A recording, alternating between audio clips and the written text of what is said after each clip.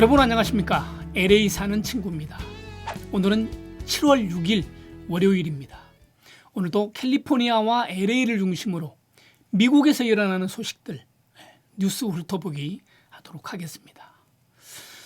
엊그저께 4일에는 7월 4일 미국의 독립기념일이었습니다.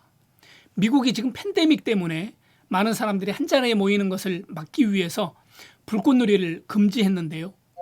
그럼에도 불구하고 올해는 주민들이 자발적으로 폭죽놀이, 불꽃놀이를 많이 해서 예년보다도 더 많았던 것으로 나타났습니다. 저 같은 경우도 독립기념일 저녁 때 초저녁부터 여기저기서 불꽃을 쏘고 폭죽을 터뜨리는 바람에 집에 가만히 있을 수가 없었습니다. 그래서 밖으로 나왔는데요. 불꽃놀이 잠깐 한번 보고 갈까요?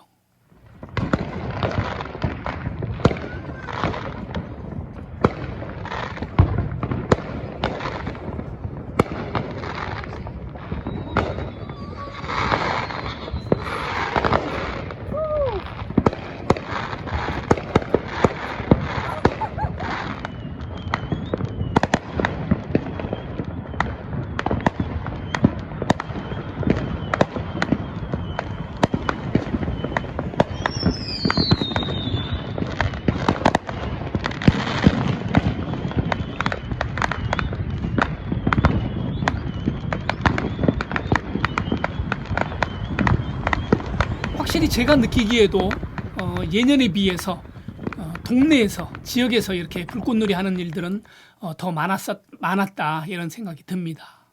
왜냐하면 그동안은 공공기관에서 대대적으로 불꽃놀이를 했기 때문에 많은 사람들이 그곳에 모여서 불꽃을 구경하고 그러느라고 각 가정에서는 하지 않았는데 올해는 그런 것들을 금지하기 때문에 각 가정에서들 이렇게 하고 조그만 여유 공간이 있는 곳에서 불꽃놀이를 하다 보니까 예년보다도 훨씬 더 여기저기서 많은 불꽃이 그런 폭죽들이 터지지 않았나 하는 생각이 듭니다. 그리고 특별히 이번은 이렇게 각 가정에서 하다 보니까 불만 접수라든지 소방국 출동이 특별히 많았다고 합니다.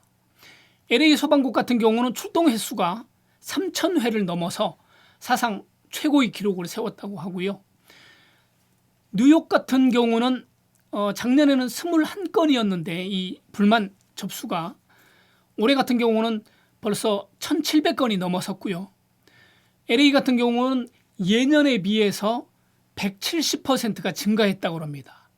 불꽃놀이로 인한 불만 접수 그러니까 지금 불꽃 때문에 너무 시끄러워서 힘들어요 한다든지 어디서 지금 불법 불꽃놀이를 하고 있어요 한다든지 저기가 지금 불꽃 때문에 불이 나고 있어야 한다든지 이런 불만 접수 신고 이런 것들이 그렇게 예년보다 늘어났다고 합니다. 그로 인해서 이번 독립기념일 연휴 기간에 남가주 일대에서도 폭죽으로 인한 화재가 여기저기서 이제 발생했다고 하는데요. 지난 3일에 한인 목사님 가정이 폭죽 때문에 완전히 불타버리는 가정이 완전 그 집이 불타는 그런 안타까운 일이 있었습니다. 코로나19로 미국의 대형 백화점이 몰락하면서 그 여파로 대형 쇼핑몰도 연쇄적으로 위기에 처해 있다 이런 소식이 들려옵니다.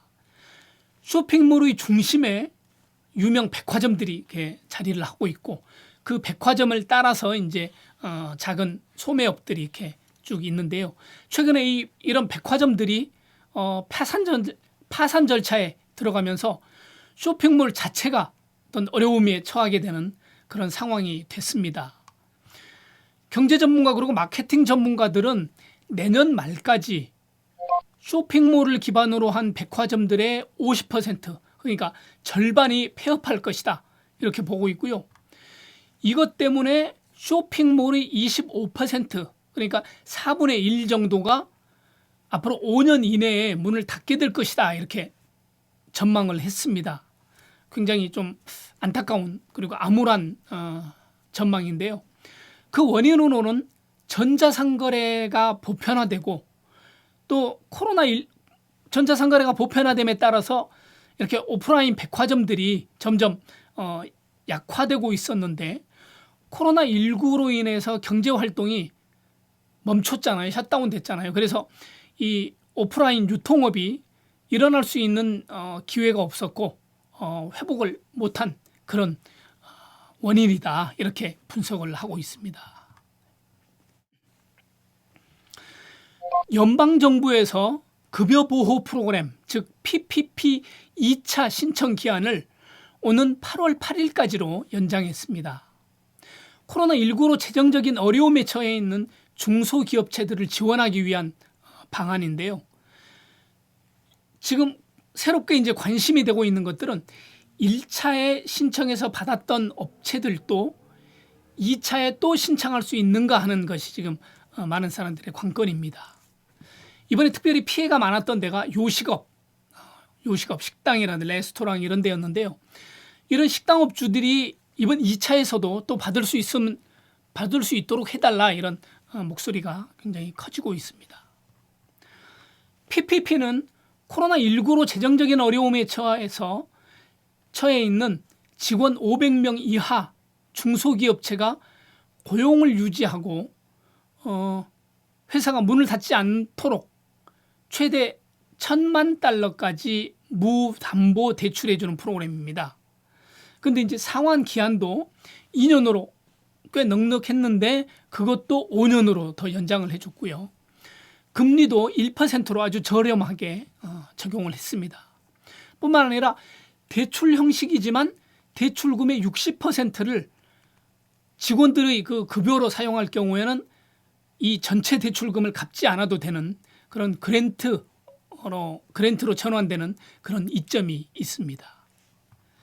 그래서 많은 중소기업체 이런 업체들이 그런 PPP를 받아서 좀 업체들을 유지하고 직원들을 고용하고 이럴 수 있었기 때문에 이번 2차에서도 그런 어떤 기대를 하고 있습니다. 네.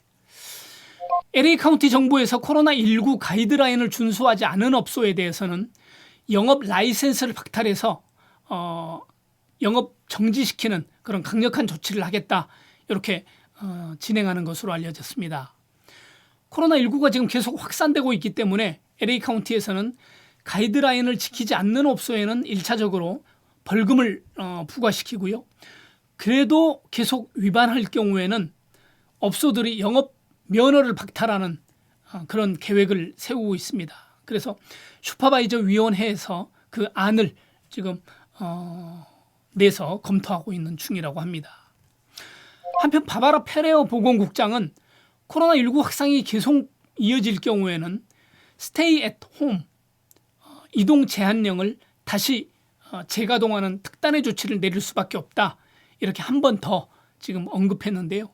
그만큼 지금 캘리포니아 그리고 LA 지역은 굉장히 심각한 상황에 있습니다. 그래서 여러분들도 코로나19를 위해서 보건위생 철저히 준수하시고 개인 건강도 잘 유지하시고 무엇보다 면역력을 키우는 것이 참 중요하다고 생각을 합니다. 그래서 면역력을 키울 수 있도록 힘쓰시기 바랍니다. 네.